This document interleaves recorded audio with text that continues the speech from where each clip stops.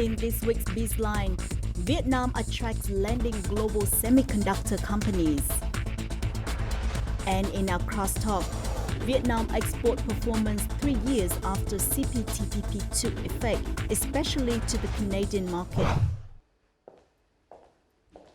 Hello there, you're tuning into Bizline, our weekly economic journal on VTV International. I'm Hoàng Hằng, and as usual, we now take a look at news making headlines in Vietnam's economic scene this week.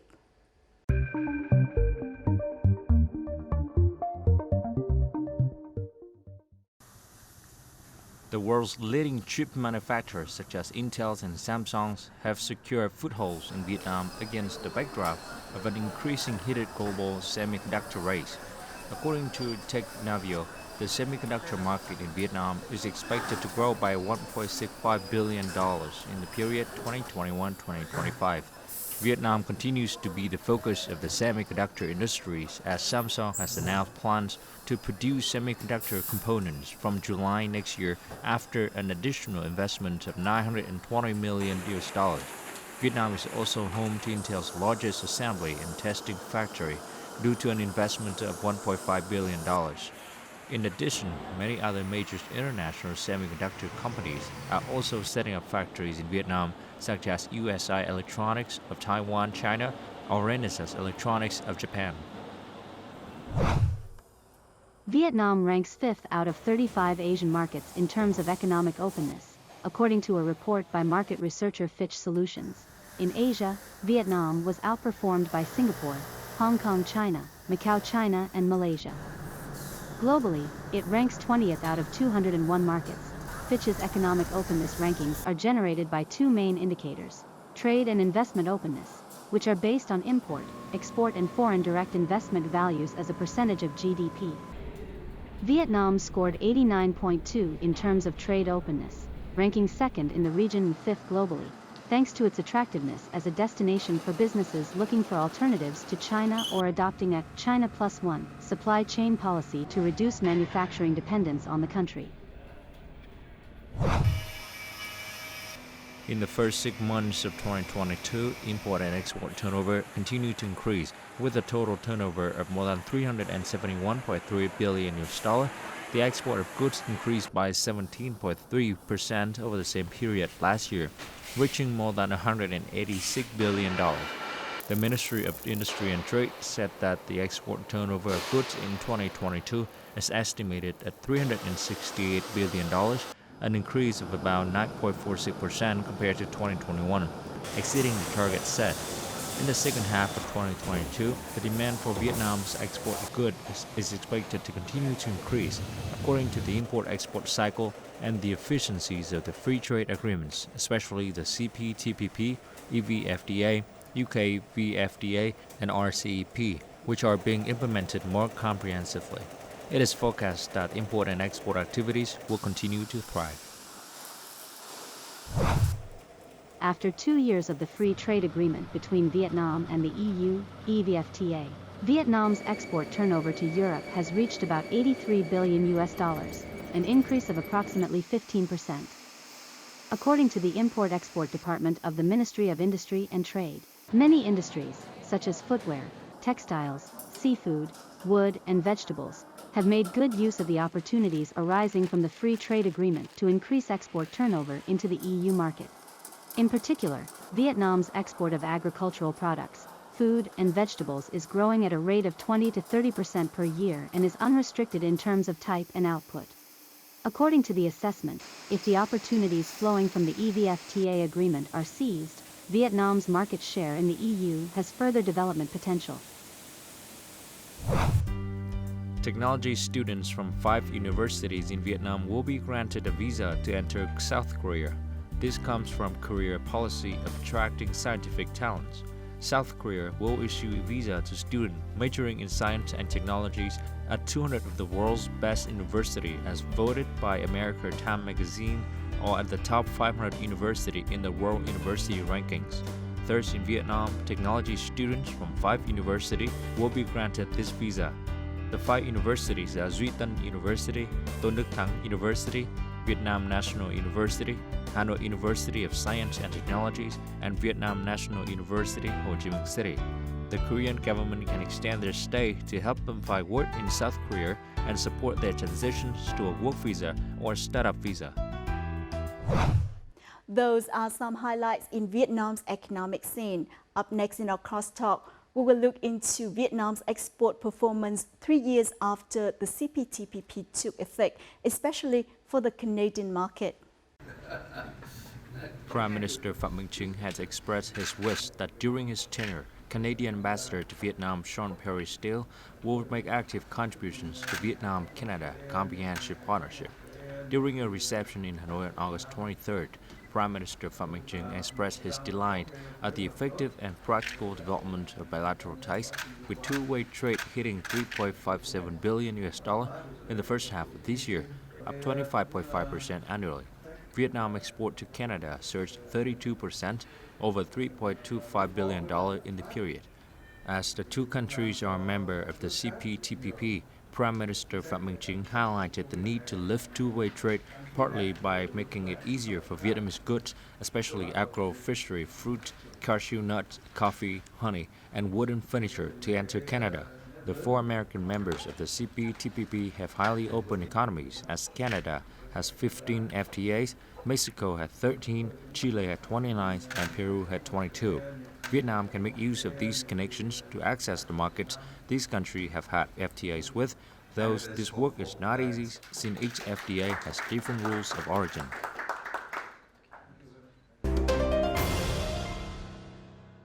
After more than 3 years of implementing the Comprehensive and Progressive Agreement for Trans-Pacific Partnership, otherwise known as the CPTPP, Vietnamese businesses have gradually taken advantage of the incentives brought by the agreement, thereby increasing exports.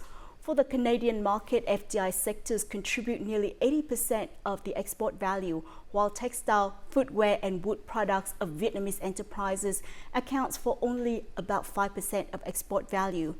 To understand more about Vietnam's export 3 years after the CPTPP took effect, and to Canadian market in particular, we invited to our studio His Excellency Shawn Steil, Canadian Ambassador to Vietnam. Well, welcome to our talk show. My pleasure. Thank you. Now, recently, many newspapers have published articles on the Comprehensive and Progressive Agreement for Trans-Pacific Partnership, or CPTPP, and how it has increased the export of goods from Vietnam to several vital member markets. So how does CPTPP enhances Vietnam's export capabilities in general and to the Canadian market in particular? Well, I think since the ratification of the agreement by Vietnam in 2019, the demonstration has been in the growth in our trade. Enormous growth in two-way trade between Vietnam and Canada during that time, primarily in Vietnamese exports to Canada, to the extent that now Canada's become, since the entrance into force of CPTPP, in the top 10 buyers of Vietnamese products globally. That means that we're one of the top 10 export destinations for Vietnamese products. So that's a really good sign. And where we've seen that growth is probably predictable in electronic equipment, machinery, apparel, shoes, and increasingly in agricultural products.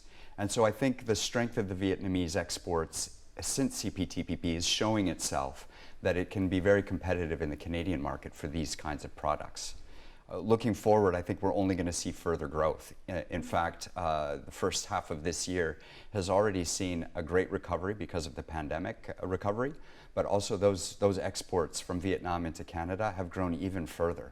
So the prospects are really, really quite positive. Do you think there will be a shift in the Vietnamese commodity structure exporting to the Canadian market in the coming time? I think for the short term, we're probably going to see some of those trends continue. Over the longer term, now that we have tariff reduction or elimination in all of these products, it takes a while for the markets to kind of adjust, to recognize where the opportunities lie. And I think we should be really, really satisfied that that growth has happened so quickly and so rapidly. Diversification is the key, right? And I think with the maturing relationship between our two countries, we're going to see more complex supply chain exports and imports. So how is it that Vietnam and Canada are integrating in a broader manufacturing or value-added production? then in turn we're going to start to see investments, co-productions, and these sorts of things. So I'm really excited. But that base of exports is where we need to start, and that's showing really strong growth. Now, some Vietnamese enterprises aim to export to Canada, then re-export to other markets such as the United States. And in order to do that, products from these enterprises must meet strict requirements of Canadian market. What is your opinion on this? Yeah, I think it's a good one. I mean, Canada's a good choice as an entry point into markets and supply chains, as I mentioned, into the United States, North America, but not only that, for Europe. Canada is one of the few countries that has free trade agreements with all the countries of Europe and all the countries of North America. So entry into those markets via Canada is a really smart choice for Vietnamese companies. The rules of origin under CPTPP encourage inputs from CPTPP members. So in order for Vietnamese companies to take advantage of that entry point, there's usually needs to be some value added or inputs from the Canadian market, which would then qualify it for reduced tariff rates into the United States. Now, if they're re-exporting products from Canada and then shipping into the United States, those companies are still going to have to meet US standards and US regulations, but it's still a good choice. How can Vietnam make good use of tax incentives from the CPTPP? Right. Well, I think one is to look at the tariff lines in the agreement to see where their products fit and where those tariffs lie. Most tariffs are either reduced or eliminated under CPTPP, and understanding that is important for those companies. Second, I'd say look for a strategic partnership. You know, as ambassador here, if a Canadian company wants to export to Vietnam, I tell them find a good Vietnamese partner. So I would say the same thing for a Vietnamese company. Find a good Canadian partner who understands the domestic market, who understands the potential for a broader supply chain integration, and work with them to ensure that you're taking advantage of the CPTPP and the full entry into the Canadian market. As of May 15, 2022, Vietnam shrimp export to Canada reached $100 million, up 87% over the same period last year. Shrimp export to Canada have recorded significant growth in the past 2 years. The country is Vietnam's third largest market for shrimp in the CPTPP, accounting for 22% of Vietnam's shrimp export to this market. Currently, 80 Vietnamese companies export shrimp to Canada, producing a variety of shrimp products such as frozen white leg shrimp and frozen tiger prawns. The Canadian market is expected to have high growth potentials for the Vietnamese shrimp market. Recently in June, Vietnam-Canada Joint Economic Committee held its first meeting. Can you tell us more about the committee as well as the ability to enhance export potentials of both countries through CPTPP? Yeah, exactly. Well, the CPTPP and the negotiations that led to it have given us an even playing field. So trade between Vietnam and Canada is at a high advantage for both countries. But that's about primarily tariff rates. So the Joint Economic Committee has created a forum for senior level dialogue to help facilitate trade and identify areas where we can work harder to encourage more business flows to happen. So we've set up working groups on trade facilitation, looking at how over the next year we can facilitate business-to-business contacts, and also looking at climate change and environment as an opportunity for commercial collaboration in areas like clean technology or clean energy. And so over the next year, I think that committee is going to be providing advice and a further forum for businesses from both sides to increase their business opportunities. I think we can expect them to find more opportunities for partnerships in the years ahead. And we'd really encourage companies from both sides to seek the assistance of their governments, you know, the embassy here in Vietnam, as well as our Consulate General in Ho Chi Minh City, and find partnerships through us. We always make introductions for companies who are interested in doing business or partnering with Canadian companies, and we are a great resource for all those companies in Vietnam. What obstacle and challenges Vietnamese enterprises have to overcome to increase export potential? Yeah, well, as I said, you know, lowering tariff rates is just one part of the puzzle. Increasingly, we see very sometimes volatile, but changing markets and consumer tastes changing and becoming more demanding as we go on. So for the Vietnamese companies who are looking at exporting, One is, as I mentioned, looking for that strategic partnership with a partner in Canada or where they're trying to export, but also looking at ensuring that their quality control, their certification is meeting the highest standards. That's fundamental. Knowing where consumer tastes are changing and being able to meet those tastes is really, really important. They also have to be resilient and prepared to shift with changing dynamics. According to supply chains or other changes in the global markets. Do you think Canadian businesses are willing to assist Vietnamese companies in terms of technology transfer to enhance its product quality and enhance export to the Canadian market? Yeah, absolutely. I think we've already seen some Canadian food processing companies coming into the Vietnamese market to add value and processing assistance, so that those products are meeting the high standards of Canadian consumers in the exports. So already I think we have some examples of that. In addition, I should mention that the Canadian government, through our international cooperation with Vietnam, is assisting through identifying areas where food safety systems can be improved, not only for the protection of Vietnamese consumers, but to ensure that Vietnamese exports can meet the highest standards of Canadian, European, and US markets. Now, what can Vietnam learn from Canadian export strategies? Well, one I would say is diversification. You know, Canada has the luxury of being close to one of the world's largest markets in the United States. But we've worked hard to ensure that access for Canadian exports is diverse, including into the European Union, into Asia through the CPTPP, and that takes some work. But ensuring that you are not putting all of your eggs in one basket, I would say, is an important consideration for all exporters, because things can change and they can change quickly. You know, the CPTPP is an agreement that seeks to ensure that the benefits of trade reach not only the rich and not only the big companies, but everyone, smaller companies who are looking to export.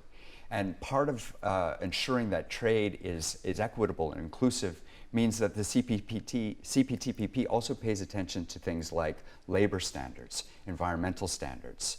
So increasingly, with climate change and environmental concerns coming to the forefront of consumers' thinking, Vietnamese companies should really be paying attention about their energy sources. Are they using clean energy to the extent that they can? Is their production process sustainable? And can they meet the demands of a more discerning consumer market in the future? Regarding the export market, in the first 6 months of 2022, Vietnam export to Japan achieved the largest turnover among CPTPP member countries, about $11.3 billion, up 12.8%, while Malaysia is the market with the fastest growth rate with a turnover of about $3 billion in the first 6 months of 2022, up 42%. Export to Canada, reaching about $3.24 billion, increased by 32%. To Mexico reached about $2.4 billion, up 11.8%. Chile reached $842.6 million, up 31.3%. It is forecast that by 2030, Vietnam export to CPTPP countries will increase to $80 billion. Những cái kết quả xuất khẩu này thì cho thấy là các cái doanh nghiệp của Việt Nam đã tận dụng được tốt những cái cam kết của CPTPP, biến những cái kỳ vọng của CPTPP thành những cái lợi ích thực sự cho các cái doanh nghiệp cũng như là cho nền kinh tế của Việt Nam. Và những cái kết quả này thì nó cũng đặc biệt là có ý nghĩa trong bối cảnh mà nền kinh tế Việt Nam đang chịu ảnh hưởng tác động tiêu cực từ những cái biến động của thị trường thế giới. In another perspective, joining the CPTPP also gives Vietnam the opportunity to restructure the import-export market in a more balanced way, avoiding too much dependence on one or two markets. The most obvious is that Vietnam's new market is in the CPTPP, such as Canada, Mexico, Chile, and Peru, have impressive export growth rates. Với những cái cam kết cắt giảm thuế sâu rộng, có thể là về 0% ngay từ khi hiệp định có hiệu lực cho rất nhiều các mặt hàng có thế mạnh, thì các doanh nghiệp của chúng ta có điều kiện để xuất khẩu nhiều hơn sang thị trường các nước này. Và trong cái bối cảnh mà các cái nước đối thủ cạnh tranh chúng ta trong khu vực chưa quan hệ FTA, thì các doanh nghiệp Việt Nam sẽ có rất nhiều cái thuận lợi vì chúng ta không phải lo về cạnh tranh, cái hàng của chúng ta xuất khẩu sang các nước này nó sẽ được cái ưu đãi hơn về thuế so với các nước khác. Although many positive results have been achieved, according to experts, Vietnamese enterprises can still further improve their export results to CPTPP markets if Vietnam products meet higher requirements specified in the CPTPP, especially the standards of origins of goods. Thì các cái sản phẩm xuất khẩu của chúng ta thì rất là nhiều các cái sản phẩm thì có cái nguồn nhập khẩu, cái nguyên liệu chúng ta nhập khẩu chủ yếu từ Trung Quốc và một số nước ngoài CPTPP thì sẽ khó khăn trong việc mà chúng ta đáp ứng được cái quy tắc xuất xứ của hiệp định. Đấy chính là lý do vì sao mà cái tỷ lệ tận dụng ưu đãi thuế quan của CPTPP của các hàng hóa Việt Nam trong năm 2021 chỉ là 6,3%. Nếu mà chúng ta tăng lên được 20-30% và cao hơn nữa thì rõ ràng là chúng ta sẽ được hưởng nhiều lợi thế hơn từ CPTPP.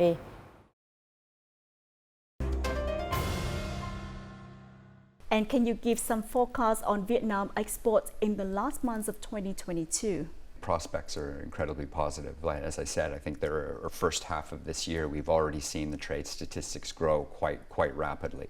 So the trend lines are there, and I think if Vietnamese companies continue to do what they're doing, they're going to see continued growth into the Canadian market for the rest of the year. We may see some restrictions in terms of the shipment and logistics I've seen. So far, everything has been managed very well. Pandemic reopening, flights and shipping continued. I think we're ready and we have the capacity to accept those larger volumes of exports. But again, I would encourage Vietnamese companies to consider not just being complacent about that rate of change. Yes, the growth is good, but the competition's also rising, and there's enormous potential that we've not yet tapped. Well, according to our statistics in 2021, $7.5 billion in exports from Vietnam to Canada. So we're expecting growth in the area of 20%. If that continues. Now, it's hard to imagine growth continuing indefinitely at that rate, but I would give a bold prediction that we will continue at that rate of 20% growth per year and perhaps exceed expectations for two-way trade, both exports from Vietnam to Canada and imports from Canada into Vietnam. Well, once again, thank you so much for joining our talk show. My pleasure. Thank you.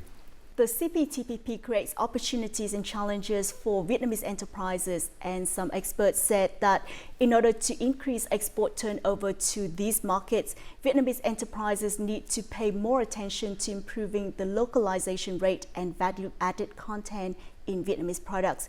In particular, it is necessary to focus on aspects such as improving production technology, processing lines, improving processing and processing content, diversifying models, as well as product packaging specifications. And that brings us to the end of our BizLine program. For more news and updates, please log on to our official website at vtv4.vtv.vn or download our app, VTV Go, from App Store and Google Play for a lot more. Thank you for tuning in, and see you next time.